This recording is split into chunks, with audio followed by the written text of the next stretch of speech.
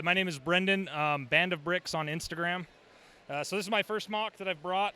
I've seen a lot of D-Day builds, like the Brickmania they did a huge one, and then I've seen a bunch of them just online, and so I kind of wanted to do my own. I've always been a big fan of the military history, and especially D-Day.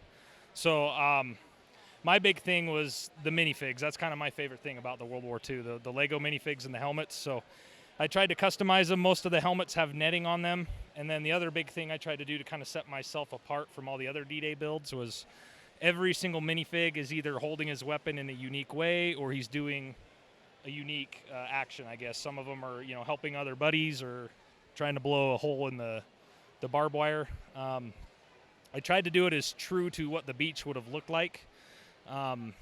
Reading a lot of veterans accounts, most landing craft actually didn't make it to the shore. They hit the sandbars before, and the soldiers had to wade through quite a bit of water to make it there. So, how did you decide how to create the water here? Because that's something that with any build with water, a lot of D-Day scenes, people approach that in a lot of different ways. Yeah, originally I was going to do kind of like what you see with Brickmania, is a lot of the just translucent 1x1 plates.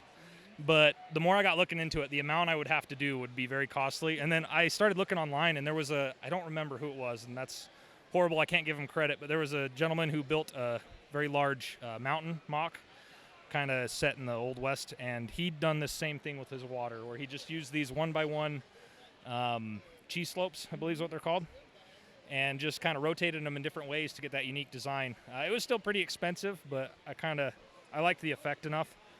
One thing that's great about the way you did the water here is the depth that it gives. So you've got the Jeep and the tank over there kind of deeper into the water, so it gives that perception of kind of still coming to shore. Yeah, and that's exactly what I was really trying to hit, is that those guys, they had to fight through a lot of water just to hit the shoreline. Most of the guys, once you could kind of get past that, the way that Rommel set it up, he wanted the shoreline to be the line of defense that the Americans couldn't get through, so that's where the machine gun fire was focused. And if you could get past that, you had much greater chances. I used a lot of, as far as these minifigs, most of them there's a lot of Brickmania, a lot of Minifig Co., and then a lot of Brickmania sticker packs as well. I think I bought 6 of their D-Day figures, or like $20 a piece, so that added up pretty fast.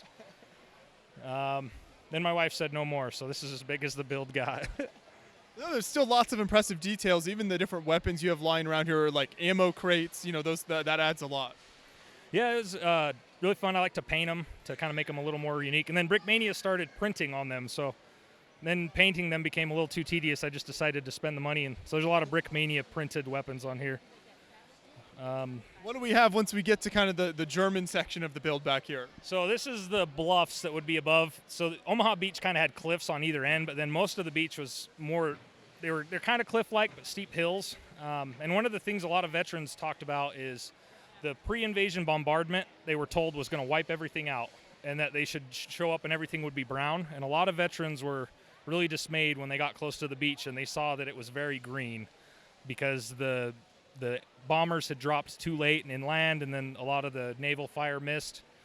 And so I tried to catch that it was really green. And then I used a lot of Brickmania kits as well. You can see there's a Brickmania tank in the water, a Brickmania Higgins boat. I changed it a little bit. Brickmania Willie's Jeep, and then this is their Normandy bunker and their AA gun. So one thing I want to get better at as I go along is like the actual terrain and stuff. It's pretty basic, just a hill. I've seen a lot of stuff around here at the show that have showed me some new techniques, but that's good. You're continuing to learn. You can push yourself for more builds in the future. Yeah, absolutely. I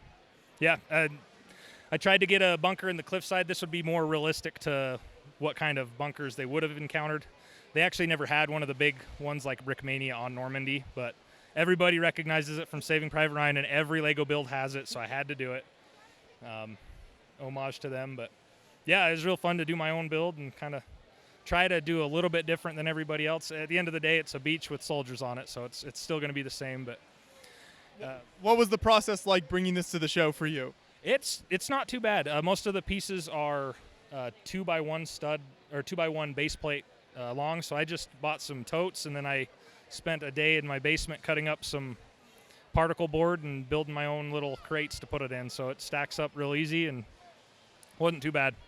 Had very little pieces fall apart in the drive over. So Now, do you plan to continue in kind of the World War II build genre or other kind of sections of military history? What are your thoughts for the future? So it's definitely going to be military. I still want to do a Battle of the Bulge build, but I definitely have been getting into the Vietnam. I kind of do my own custom helmets there, so trying to get those out there and seeing. As you can see, most of these guys have netted helmets. I did all that myself, and it's just kind of makes it unique to me, I guess. I mean, it's not my idea, but it is my work that I did. So No, that's always great when you can add that kind of customization feature to it, and it really helps bring more detail to all of these great minifigures here. So great work. Thanks for bringing this whole build out to the show. Oh, thank you guys. Appreciate it.